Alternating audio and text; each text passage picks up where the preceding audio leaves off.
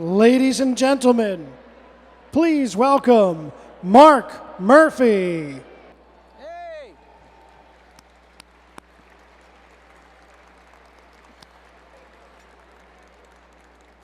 The AMA team, and Clea's here.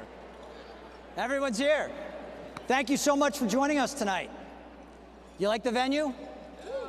Yeah. So, interesting enough, is Drew Daly in the house? Yeah.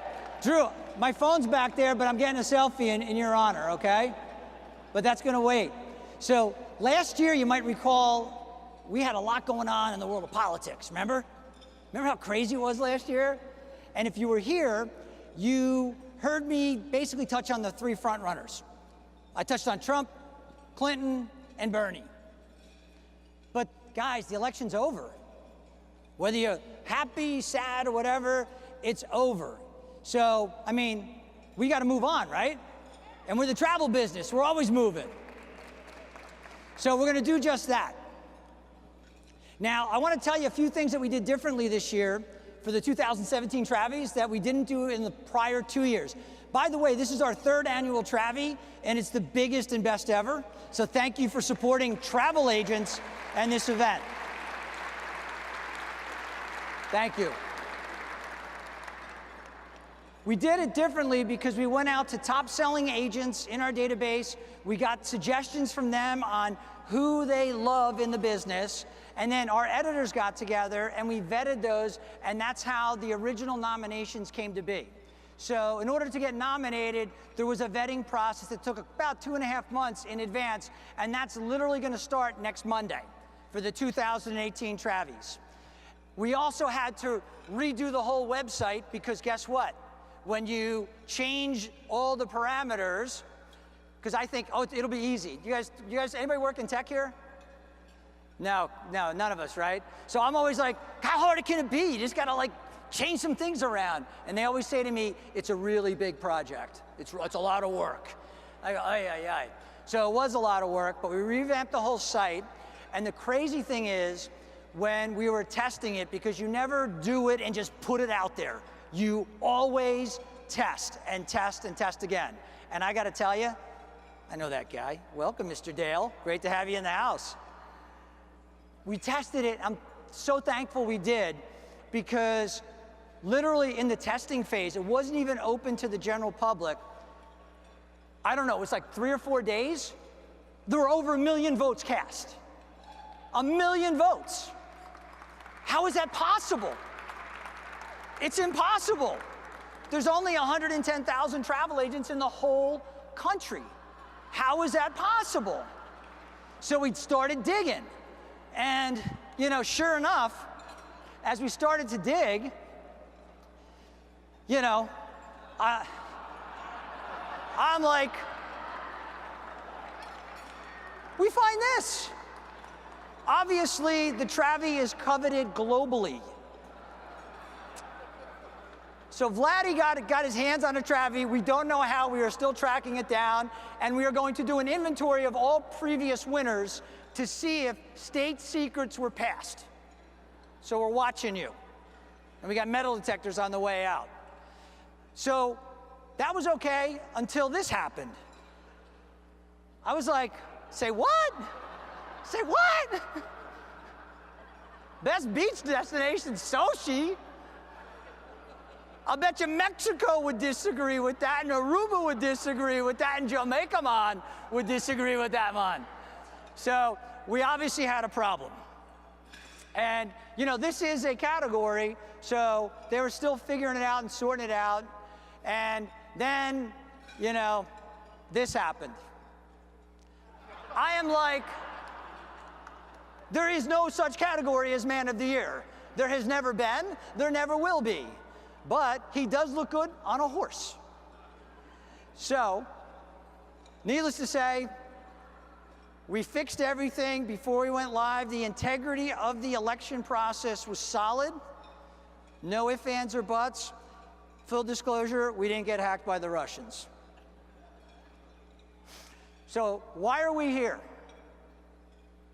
We're here because 15 years ago, this company got started in the ashes of 9/11.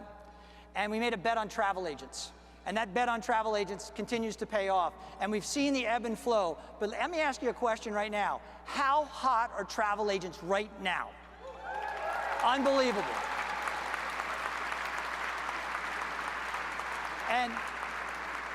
And it ebbs and it flows. But I feel after, believe it or not, I've been in this business 26 years. Vicki remembers me coming into her office in like 1992. And she just beat me up, man. And she made me tough. Boy, what a negotiator. But literally, back in 1991, I got started. So having a last name Murphy, you wonder, like, how bad do things get? So think about this. Hello there. Haven't seen you. I saw you waiting in line for the bathroom. I did. I saw you in the bathroom line. It's good to be a guy, just saying. So 26 years, I got started 3 weeks before the first Gulf War, right? I then went to after I became publisher of Travel Agent Magazine back in the 90s, I decided I need something new, and I went to the internet space as it unraveled. The company went bankrupt.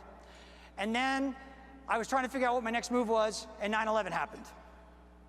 And then started this company after 9/11, and couldn't get any money, so we sold our house in Rye, New York, and moved 120 miles south to start the company.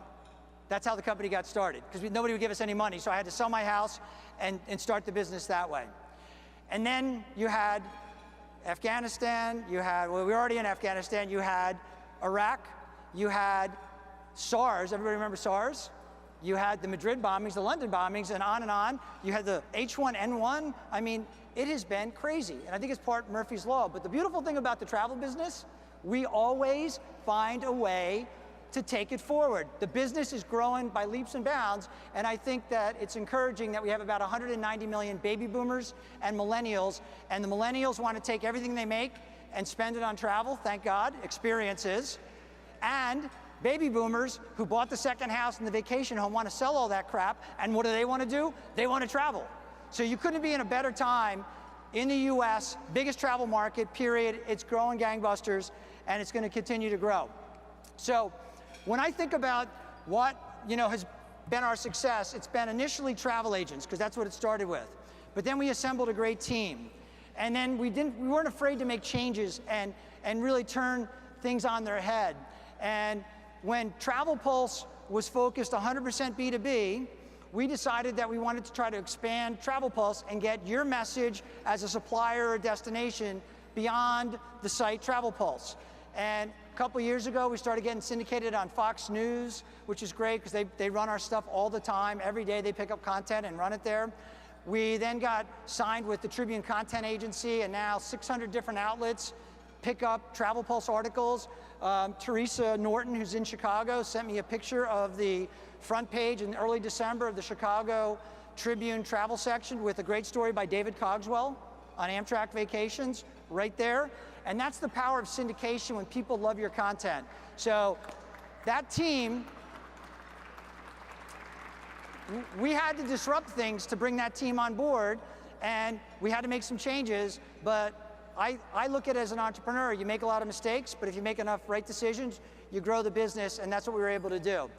The other thing you have to think about, because that's really validation, but when I think about all the stuff that we have going on as a company, and I think about what got us here, I want people to understand that, like when you guys see me on social media, am I usually traveling somewhere? Do you think I'm a pretty busy guy? Some of you have asked me, dude, are you really married? Do you really have a family? Like, how did you have time to make a family? Literally, like, how did you have time to do that? And so I just wanted to go on the record tonight and say, I do have a family. I didn't Photoshop my head into one of those, frames that you get at the store of the family.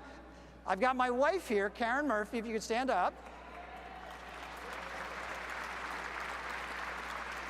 She's sitting up here.